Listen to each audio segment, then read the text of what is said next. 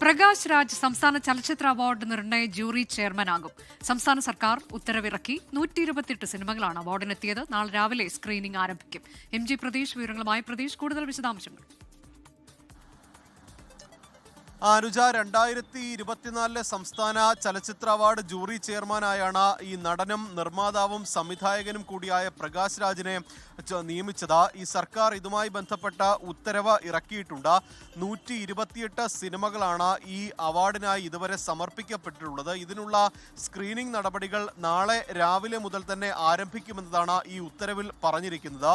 Jury ചെയർമാന് പുറമെ സംവിധായകരായ രഞ്ജൻ പ്രമോദും ജിബു ജേക്കബും പ്രാഥമിക വിധി നിർണയ സമിതിയിലെ സബ് കമ്മിറ്റികളുടെ ചെയർമാൻമാരായി പ്രവർത്തിക്കും.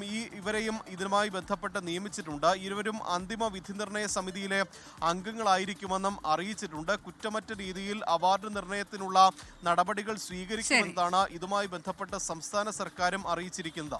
MG പ്രതീഷ്, തിരുവനന്തപുരത്ത് നിന്ന്.